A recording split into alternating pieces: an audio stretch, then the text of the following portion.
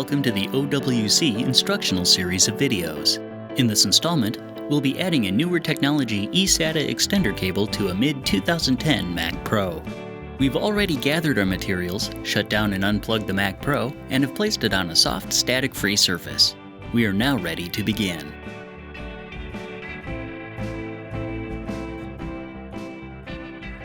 To install the extender, we'll need to open the side access door.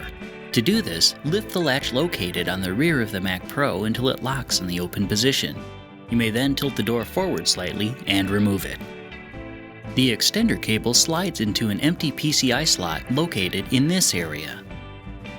Using either your fingers or a screwdriver, loosen the screws holding in the retainer plate, then lift the plate up and out.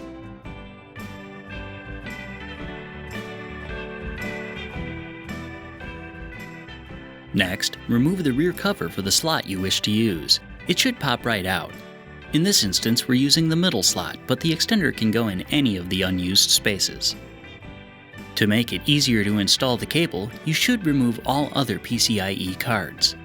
When removing the video card, first unplug the card's power cable.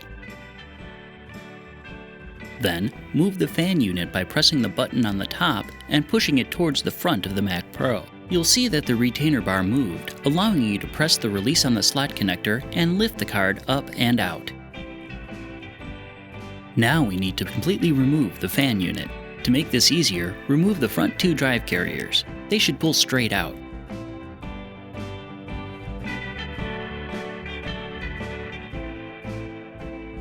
Using your small Phillips screwdriver, remove these two screws which hold the fan in place.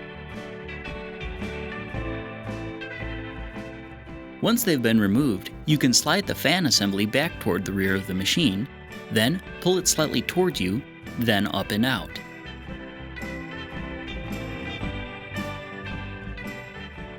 As there's only one available connector on the 2010 Mac Pro, we'll need to remove one of the cables on the extender. For ease of installation, we recommend removing the angled one. To do this, simply remove the two Phillips screws holding the cable to the back plate and the cable on the port will come free.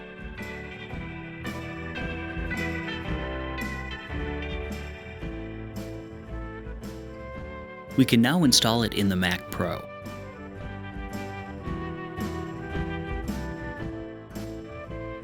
The first thing to do is slide the L-shaped backplate into the PCIe slot cover space. Then, take the cable and thread it underneath the PCIe retainer bar. Lay the cable flat along the motherboard so that the connector is near the front of the machine. Detach the SATA connector labeled B. You'll see a connector that matches up with the connector on the eSATA extender. Line up the notch on the cable with the pin on the connector and slide the two together. Keeping the SATA cable flat against the motherboard, position it to just above the fan mounts.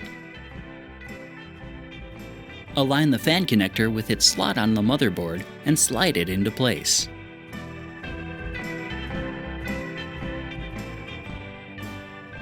You can then secure the fan into place with the two screws.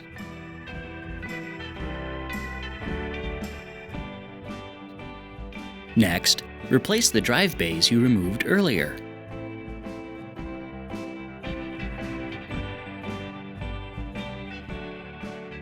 Pull the fan assembly back by pressing the button on top and push it towards the front of the machine. You may then replace all the PCIe cards you removed earlier. They should all slide in and down. Connect power cables to cards that require it. You can then secure the longer cards by moving the fan into the closed position. Finally, replace the retainer bar by first placing it as far down on the rear cover as you can, then lifting it up so that the holes line up. This places it under a flap that you can't see from this angle. Tighten the screws to hold the bar in place. All that is left to do is to replace the outer door and secure the latch.